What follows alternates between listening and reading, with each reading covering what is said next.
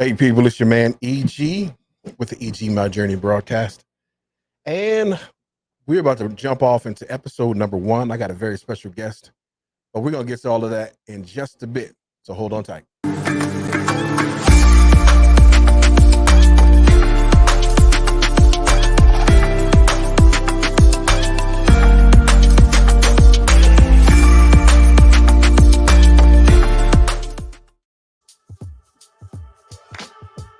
Again, people, it's your man EG with EG My Journey broadcast or podcast, shall I say. Got to remember what camera we're looking at. We're looking at that one right there. You got it, babe? Special guest today is none other than the queen of the house, my wife, Miss Mika George. And we got some good stuff for you today. So if you've been wondering what's going on, we're about to let you know. So, sweetheart, babe, love, all that stuff. Guys, I thought this was extremely important to have this lady to be the very first guest, not only because she's the queen of the house and all that other stuff, but we have a unique story that we think is unique. A story that it's a tale of health, wellness, death, sickness, a number of different things. And so initially for me, when I was coming up with the podcast, I wanted it to be about the loneliness of sickness and disease. But my EG, my journey, anything with my journey, I think it has so much more than sickness and disease. And we're not going to just harp on the sickness and disease part, right? But we still want to give you a part of our story. We still want to let you guys know where we're coming from, kind of what we are, because we want to be a blessing to you by telling our story. So if you haven't done so already, I gave an origin story. You can go to my YouTube page, which is it's YouTube. It's at EG My Journey. That's EG My Journey. I'm gonna put it up really quick. Nah, you got it. EG My Journey. Let's see how we do this. And listen, there it is. And listen, as we go, we're gonna get better. We're gonna get better, and then we just wanted to be really, really candid and raw. All right.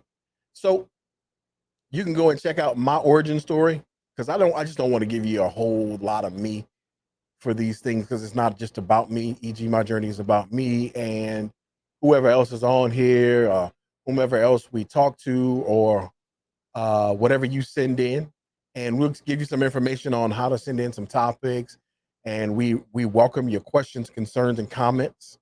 There should be comments listed in the YouTube and in the Google Podcast, as well as the Apple Podcast. All of those should have comments. If not, you can go to egmyjourney at gmail.com. Yeah.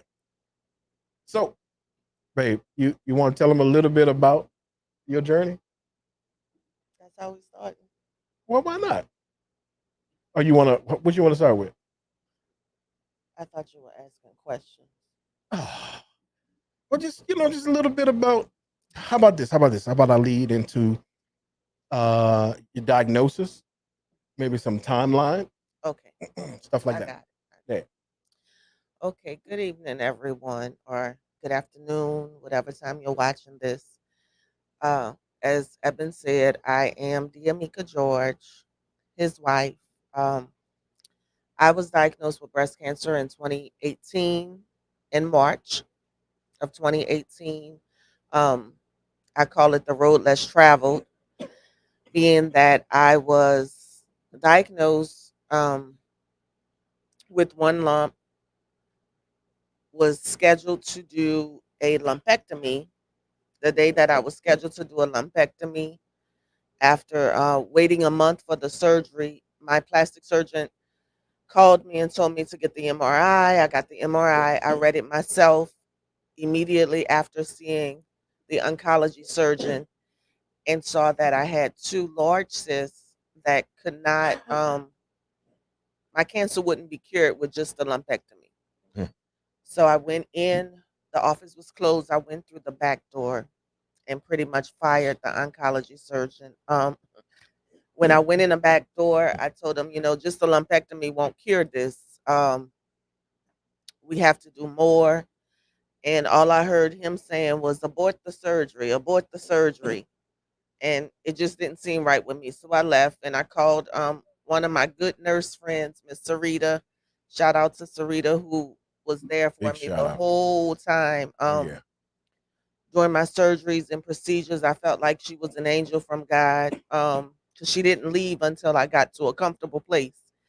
Um, and she got me into Ochsner, and I call it the road less traveled because there, once I got to Ochsner, I had to start the whole process all over again.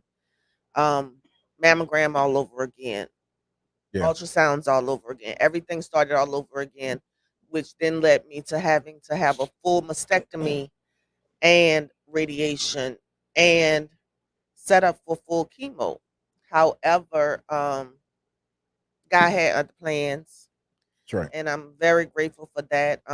My prayer was, my biggest fear was having full blown traditional chemo. That was my biggest fear.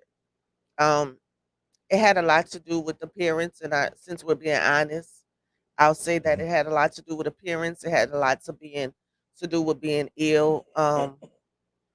And by me being a strong woman, check on your strong friends, a strong woman, I just felt like I didn't want to have to burden anyone else. So I wanted to go through this as strong as I possibly can. And I knew if I had to get traditional chemo, that just wouldn't allow me to be the strong person that I wanted to be. Another thing was, if you don't mind me jumping in, another thing was is professionally. A brand new principal. I was a brand new principal, and that was a big toll on me because I wanted to go back to my school. That was my ultimate goal, and God again had other plans that never happened. Mhm. I am now an assistant principal at John Ehret High School, which is a story for another time, but it was definitely a full circle. Um, and I forgot to add, this was my very first mammogram, and I only went because I had made 40. I was diagnosed with breast cancer, stage 2B. My very first mammogram, I had positive nodes. I have no feeling in my right arm to the elbow, my shoulder blade. I don't have any feeling there. So I ended up getting a mastectomy. My doctor had me fully ready to have traditional chemo. However, there was a mammal print again. There's God stepping in. A mammal print that came out 2 days after I had my mastectomy, and she said, "We Mhm. can do this. However, we're not sure insurance will pay for it." And I said, "Let's go. Let's do it. Insurance will take care of it 100%." Yeah. And they did. With the mammal print, it lets you know how much chemo would help you and your return rate. And both of mine were 1.5% or less.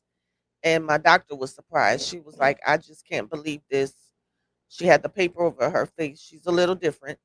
She she had the paper over her face, and she was like, I had you ready for chemo. I don't understand." I said, "It's not for you to understand or me to understand. That's right. Just know that I don't have to do that." Mhm. So we were excited about that. However, I did have to have radiation, and I ended up not finishing my full radiation because I had third-degree burns.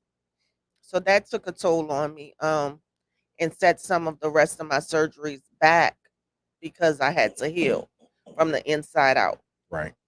Um, and as of today, I am still in treatment up until I'm 50. I have no evidence of disease, but I take a chemo pill daily and I get a chemo injection monthly, um, up until I'm 50. Every day is not a great day, but every day is a blessing, That's right. to say the least. And that's about it. So we got on the side of the actual disease. So kind of what I want to talk about is in the journey is, of course, we've gone through, that's the part of her journey. Of course, I was diagnosed in the same year, 2018. Is that right? You Yeah, were originally diagnosed in 2017.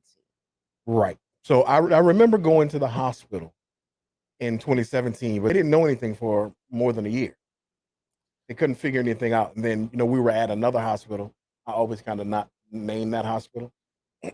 um, but we were at another hospital. If you're in the metropolitan New Orleans area, you know who we're talking about.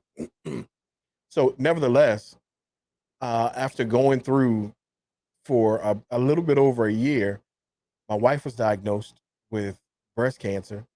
Then I was diagnosed with myelofibrosis, which is a very rare blood cancer. But wait.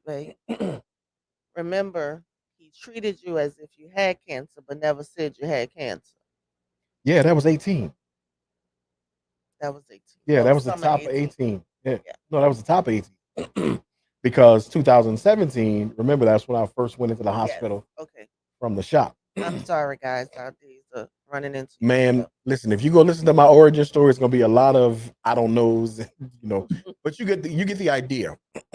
So I was diagnosed. So here it is. We're both diagnosed. We're both dealing with cancer, uh, breast cancer, and a very rare blood cancer and myelofibrosis. Again, if you want to know more about my story on that, go check out the origin story in the YouTube. So with that, it was, we were doing double duty, and the double duty was as a patient and as a caregiver. So I don't know, I can't pull numbers to see how many people have been on either side, but both sides are rough, and there's some things that you don't talk about, some things you do talk about, and things you just know you need to do. For me, being the sick one was not the hard part. It was me being the caretaker, knowing that I couldn't do anything um but be there and help make things easier. And me being the sick one was the hard part Okay. because I didn't want to burden anyone else. Well, I get that. I get that. I do. I didn't at the time, of course, I didn't say a whole lot. um, for the purpose of being a burden. But for me, honestly, I was really like, this is a bit much. And I was thinking about the kids, I was thinking about you, I was thinking about our parents, uh, you know, and then, it was just on my mind. It was, excuse me, it was everybody else but me. I wanted everybody else to be good. So it was the other side for me, um, of being the caretaker. Now, mind you, I can agree with you being the patient too. Because when I was in the hospital, which was just about a year now that I've been out of the hospital, a little bit, about a year and a week or so that I've been out of the hospital. um, Mm-mm. yeah, a week or two. Was it June 29th? Was when you went in. No, that's when I got out. You got out July 16th. Oh, all right. Oh, my bad. Oh, you know what? I always think about That first week, that May 19th week because that's when I started getting June sick. 19th, No, May 19th. May 19th week. Yeah. Yeah, May 19th week, I started getting sick. That's when I stopped eating, and I started losing a lot of weight. I had this really bad cough.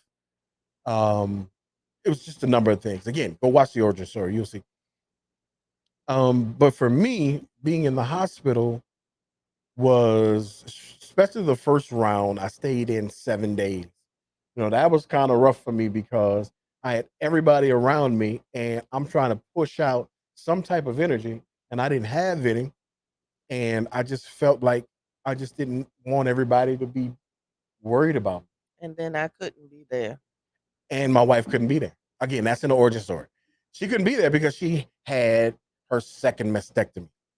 And then that was another thing for me because I never missed an appointment. I never missed a procedure, or I never left, and none of that stuff because I needed to be there. I needed to be there when she went in. I needed to be there when she came out. And that was especially hard for me because this time I couldn't be there, and I couldn't be there because I was actually sick. I was actually going through, um, which at the time we thought that it was some kind of virus or cold. I'd taken a few COVID tests. Shout out to our chemo team. Oh yeah, shout out to our care team, the chemo team at Oshner West Bank. Amazing. Before I went into the hospital, he was feeling bad. I called and I told him if his temperature is high, send him to ER. Give him some fluids because he's not eating. Check his blood. They did everything I asked and got him to ER, See, I didn't know that. I didn't know you called. which is why the other day they said, "What do you need us to check today?" When they asked me when we went to chemo Friday, Hmm. they said, "What is it you need us to check today?" I didn't know. I don't know. But for me, a lot of that stuff is very, very I don't remember a lot. I don't remember a lot, as we go, and it's been over a year, as we go, things happen, and my wife is like, oh no, this happened or that happened. And it amazes me that, especially from all the visitors that I had, all the people that came in and shared their energy. He still has no idea who was there. And it was a lot. It was people from his childhood. He Yeah. had a lot of support. My phone, can I clear the air? Let me clear the air Yeah, right quick. please. Absolutely. I think I had made a post that he needed to rest and then everybody got scared. Yeah. Yeah. That's not what I meant, Right. y'all. Thank you for checking on him. I just needed him to rest because he was on the phone, but the temperature kept rising, the oxygen kept going up, and he wasn't resting. But we definitely didn't mind anybody calling or showing up to visit. We appreciated it all. It's just in that moment, he really needed to rest because he wasn't healing the way that they wanted him to. The way that I wanted to.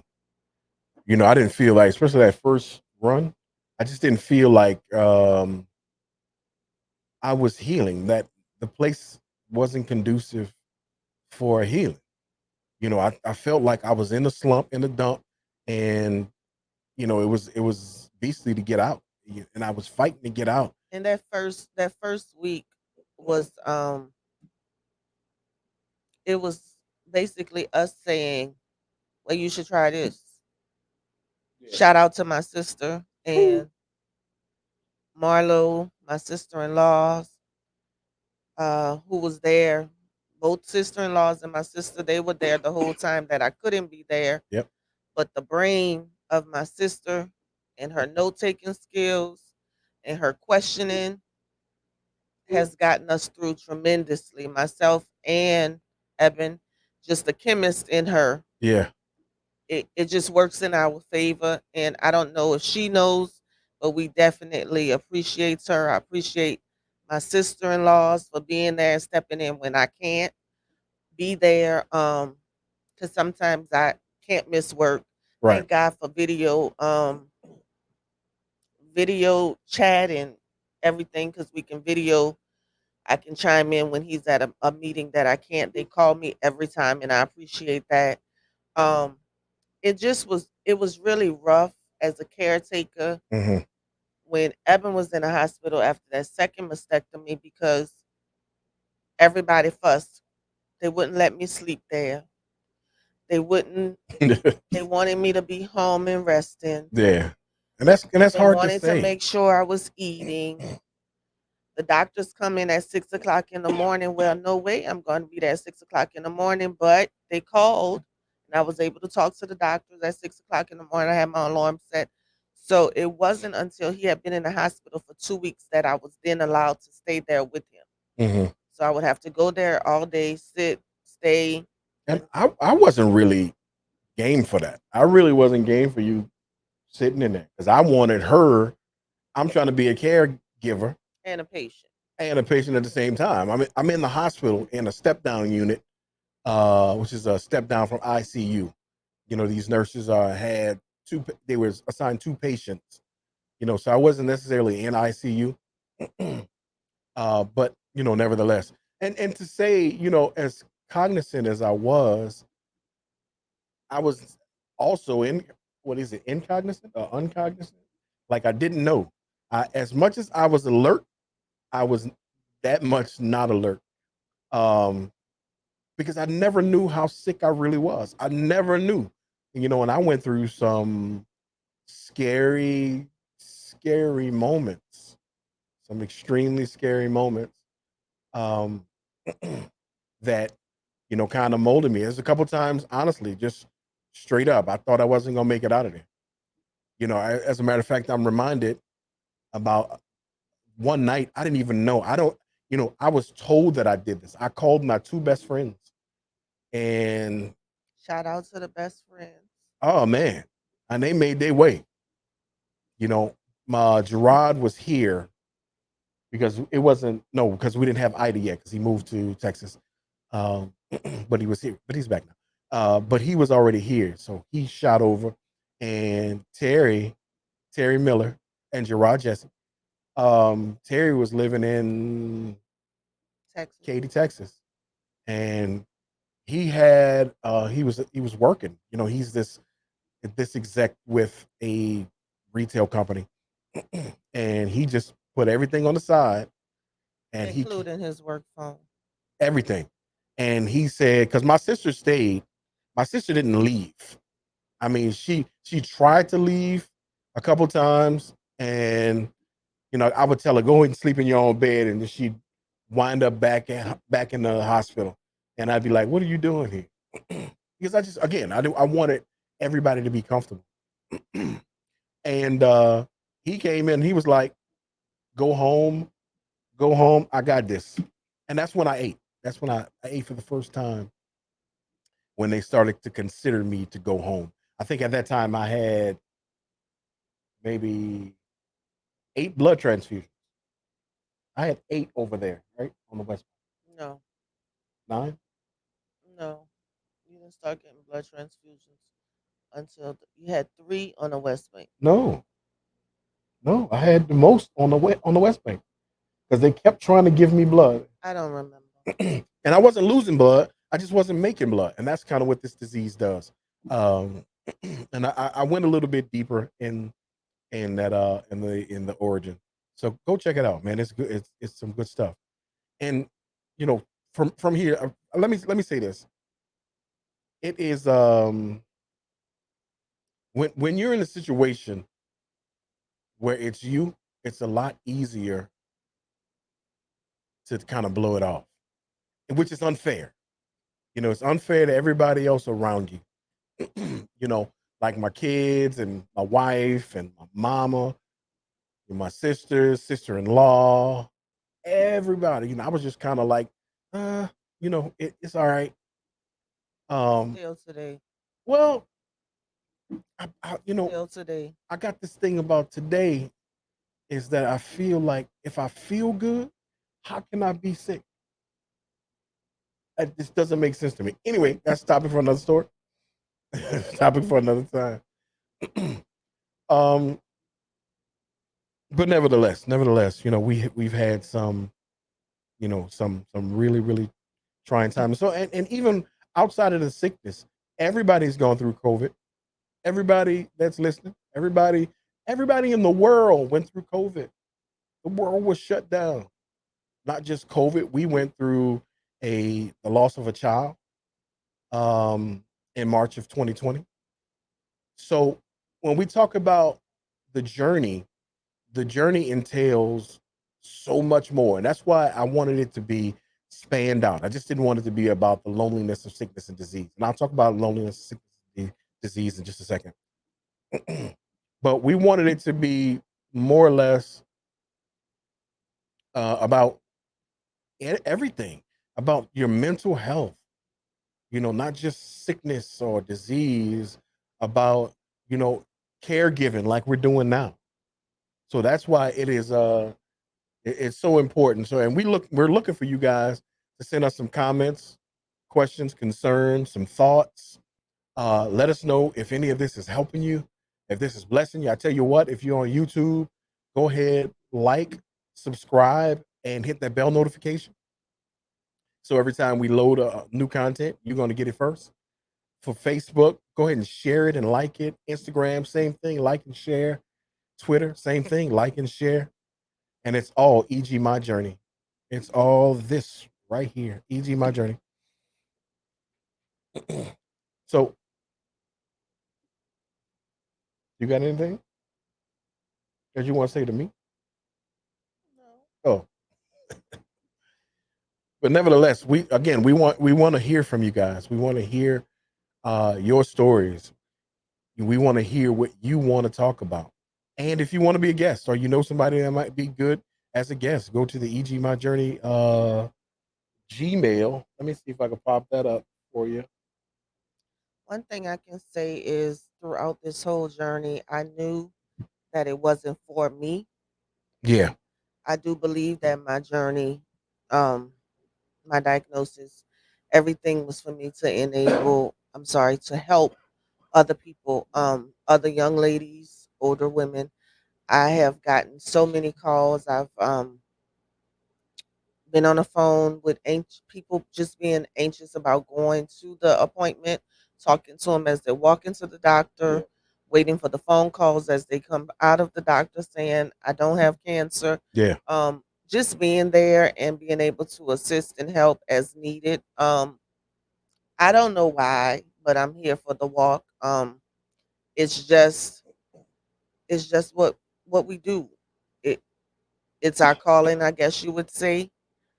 And again, if you have any questions, any concerns, any comments, I'm open as much as I do know. And what I don't know, I'm okay with asking my doctors or trying to get you an appointment with my doctors. I've developed a relationship that well with my doctors that I can call and say, I have a friend. She can't get anything until November. Is there a way that we can get her in sooner? And they are actually okay with working through that process with me. So, again, I appreciate all of the prayers. This has been a challenge in 4 years, Mm, and we're not done yet. that's right. Um, and when I say challenging, I'm going to say mentally, physically, emotionally, financially, spiritually. It's been a challenge, Absolutely. Absolutely. but God is still well able, and we are so grateful for the prayers of the people and our walk with God. Word up. Word up. You know, a lot of this stuff we don't call ourselves. We don't know. You know, it's just it matters in how you roll with the punches. Because guess what? Them punches gonna come. It don't matter what you think or how you feel, it's coming. And it just what matters is how you handle it when it does come. That's what matters. And and purpose. You know, one thing I know that we do is we look for means of purpose in what we do. You know, and people might look and think that, hey, they're perfect, they're the perfect couple. No way. There's no such thing. But we we believe God is who he say he is, and we let him do his thing and we try to get out of the way. We allow God to just move and that's how we've survived. That's as clear cut as it can be. That's how we survive. Because So, and when he says survive, we're not just speaking of surviving the cancers, surviving life in itself. absolutely. Absolutely. Because it's just, you know, again, like we've alluded to before, it's so much more than the cancer, the sickness or what have you. It's so much more than that. Um and again, we survived. We survived those things and we're living, we're moving, we're breathing. And we believe God is going to continue to do what he say he's going to do. I know I ain't supposed to be doing all that, but I come from a radio background where you could scratch your face and, you know, dig in your nose or whatever. Don't worry about that. That's okay. Okay. That's what we used to do. We were able to do that kind of stuff. Anyway, um, but nevertheless, I'm excited about this podcast, and we are going to have some great guests. We have tons of professionals, mental health professionals, medical professionals, um, life coaches, you name it. We've got Educators. absolutely educators, tons of things, and you know the journey is in lots of areas. Even when we're talking about education or you know life standards or what have you, you know, there's tons and tons and tons of stuff that we're going to bring about. That was one of my Donald Trump moments. Got tons and tons and tons when you don't know what else to say. So forgive me. Hold on. I deserve a round of applause. But nevertheless, we're going to get out of here. We're not going to make it long. Again, I am Evan George, EG, with the EG My Journey podcast, and this is Mika George. And I look forward to talking to you on the next one. It's going to be hot. We try to get it on Tuesdays. So check us out. All right? Peace. Keep your deuces crooked.